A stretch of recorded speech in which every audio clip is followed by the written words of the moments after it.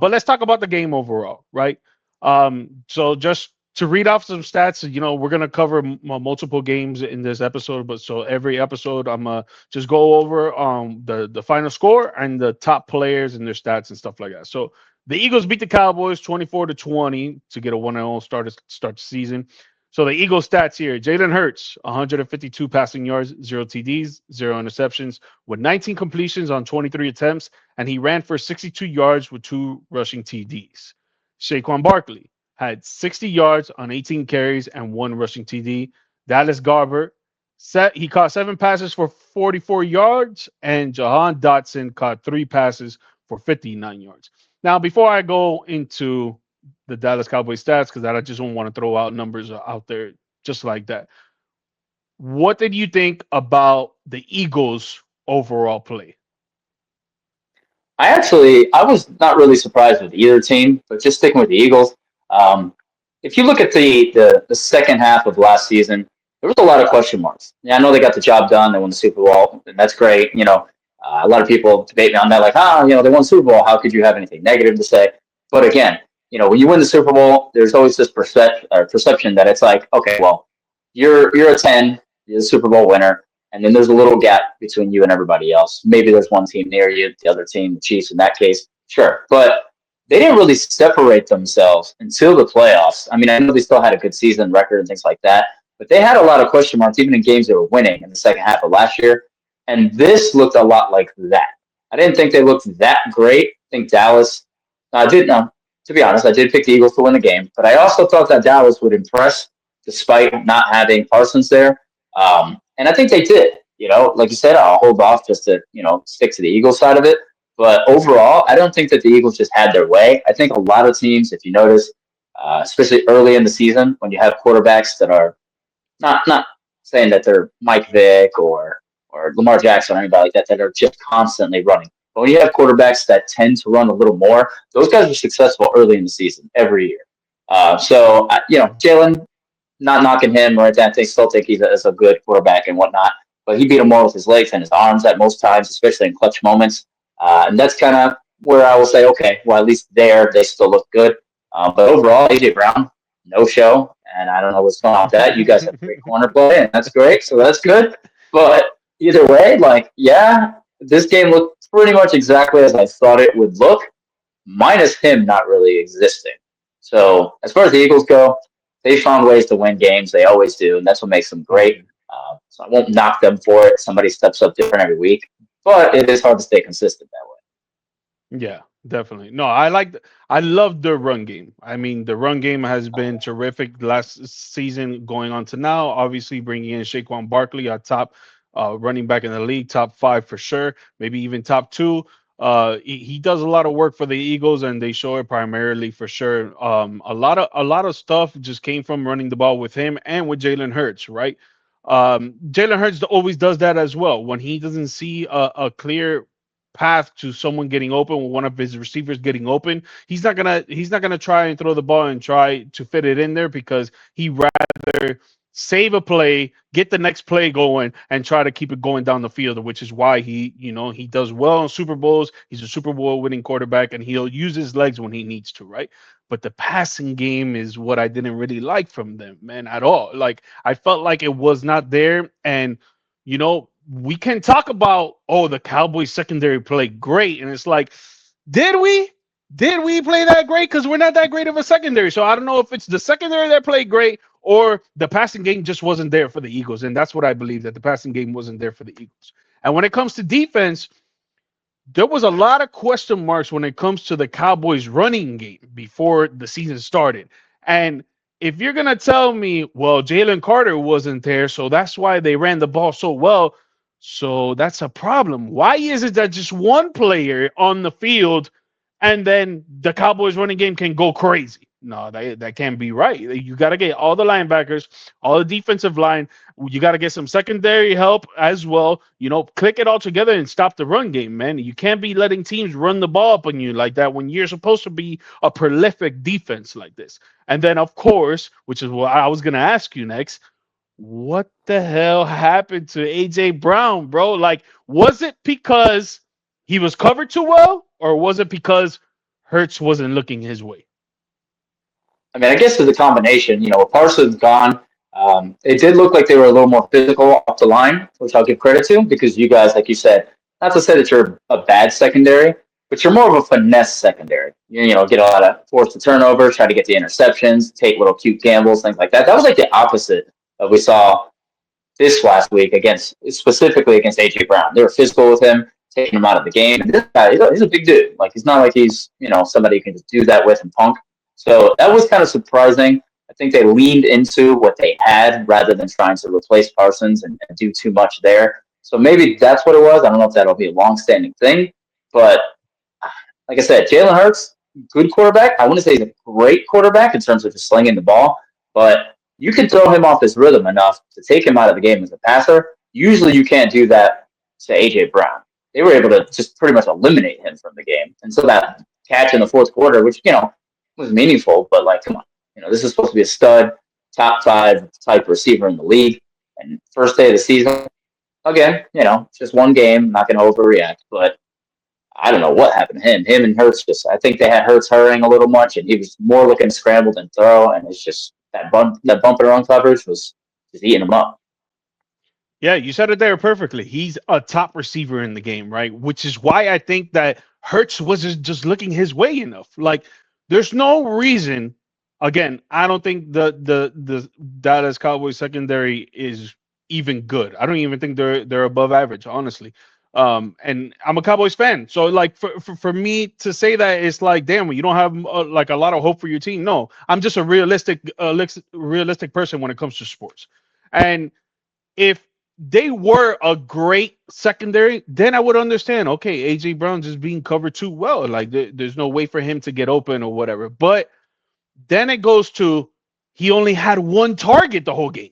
So it's like if he's a top receiver in the league, I would say top 10, arguably, like maybe right there. If he's a top 10 receiver in the league, he should be getting 5 targets a game, no matter what. I don't care who's covering him. I don't care if it's prime Darrell Revis. I don't care if it's freaking Jalen Ramsey. I don't care who it is out there covering him. He needs to get 5 targets a game if he's a prolific receiver like that. Because if not, what are you doing with your playmakers? You're not using your playmakers on how you're supposed to be using. Just like Saquon Barkley. We play pretty, not us, but like last season, the teams that the Eagles went up against, and even in the playoffs, and even in the Super Bowl, they were pretty good run defenses, like a few of them, right? They still gave the ball to Saquon Barkley because he's an MVP running back. He's an MVP caliber type running back. I'm sorry. And he's a top 5 running back in the league. So what are you going to do? You're going to give him the ball, let him do his work, and let him go out there and shine. If AJ Brown's a top 10 receiver, you should be giving him at least 5 targets a game. And that's not what happened. They only gave him 1 target, and he had that catch, and it was like for 8 yards. Yeah, like you said, it's inexcusable. I'm sure it'll get corrected. They just leaned so far into the run game, thinking that was just going to be, Mm. that's going to be the fix and everything's going to be fine. Parsons is gone. We're going to run around the middle and we're going to stop. And by the time they realized, wait a second, this isn't really, really working, they were into, you guys were pass rushing quick. Jalen Hurts was stepping up looking to run instead of looking to throw.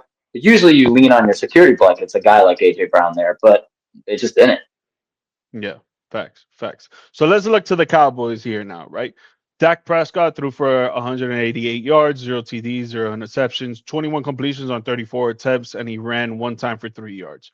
Javonte Williams, the newest running back for the Dallas Cowboys, ran for 54 yards on 15 carries with 2 rushing TDs. Another new running back for the Dallas Cowboys, Miles Sanders, ran for 53 yards on 4 carries.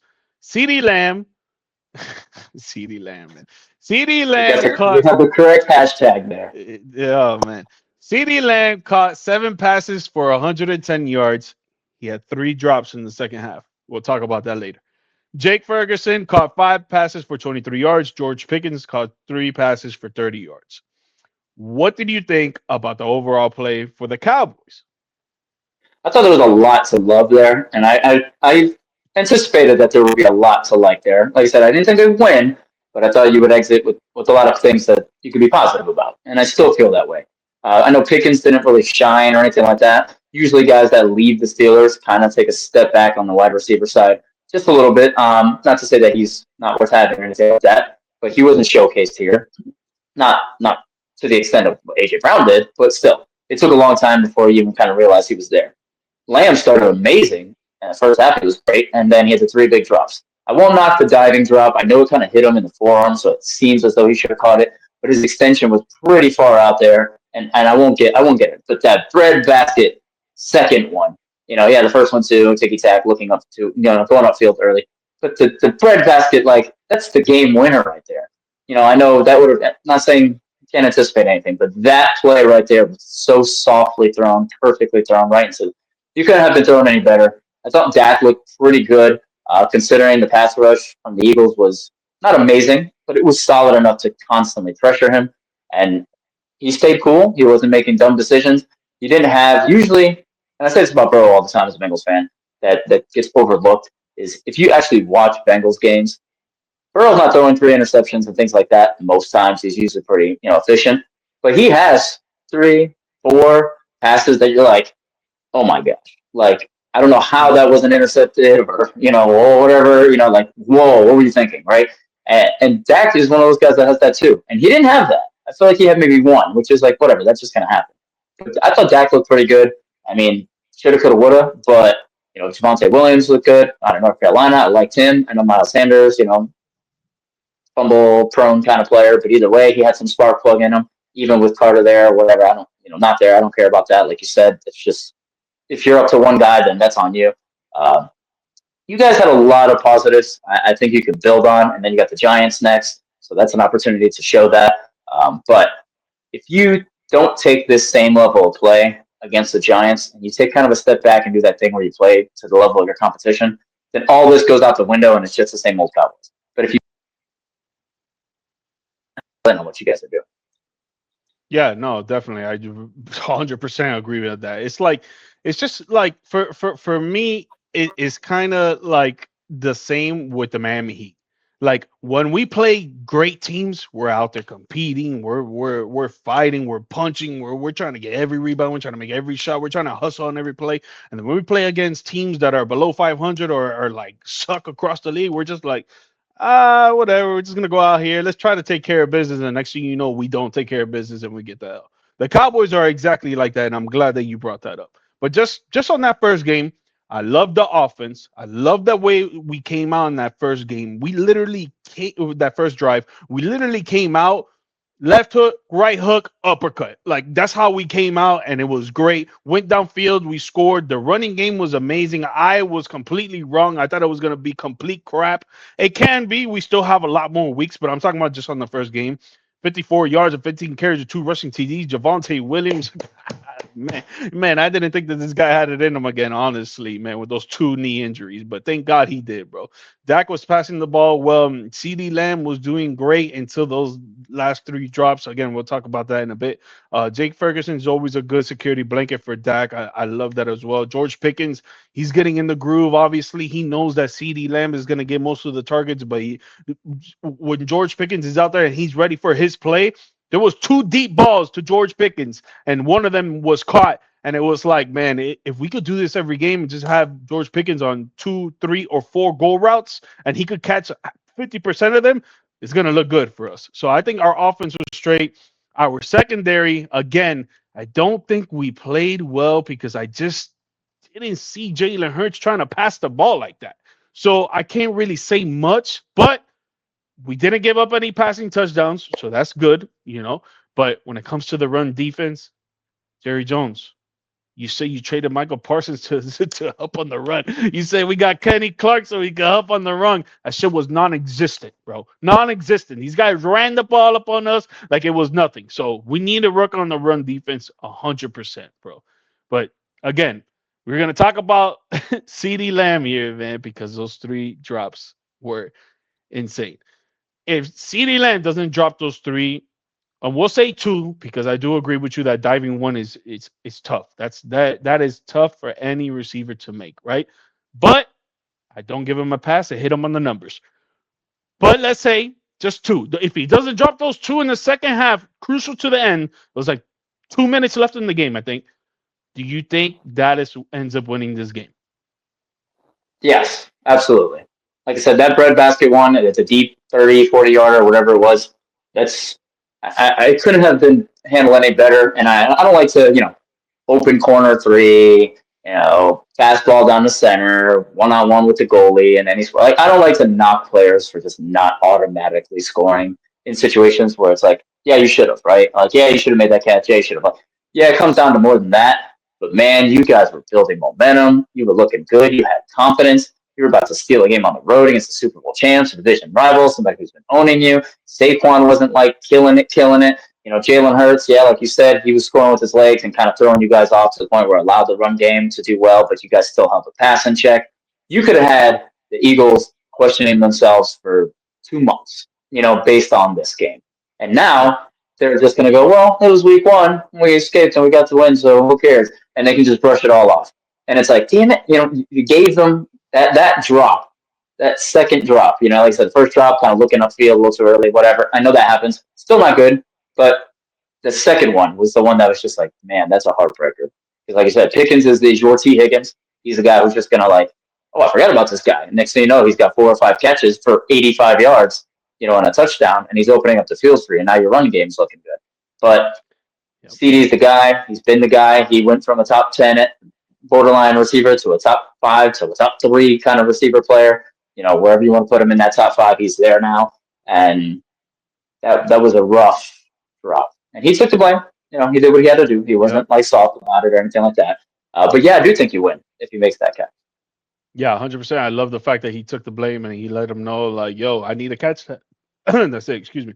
I need to catch that. No, no ifs, ands, or buts about it. When he was talking to the reporter in the post game, like, there's no way that that you don't that you do not win the game if he catches that. Like, I just Yeah, believe, like how you said, the confidence was there. We're going downfield. If he catches that, we're in field goal range already. We're already yeah, in your boy field goal don't miss. range Yeah, with like a minute and a half left. I think it was a minute and a half, and it's like, dude, no, because what we lost by 4. Correct. Yeah, we lost by 4, so the field goal wouldn't matter unless we do outside kick after yeah, and all the stuff, all the yeah, technicals. But if he catches it there, we're in field goal range. He was probably at the max 30, but I think he was at the 25. yeah. I think A he's at minute 20. and a half. A minute and a half left. What with the way we were running the ball, the way that Dak was slinging the ball, and the way that we were moving with the offense, I completely agree that we would have won that game and we would have upset them and we would have been 1-0 right now. But it is what it is. He Yeah, dropped the balls. We got a lot of season left. I love the way that we came out, man. And the Eagles are still the reigning champs, bro. They're still the reigning champs. yeah. Unfortunately, can't stand them. Unfortunately. Unfortunately.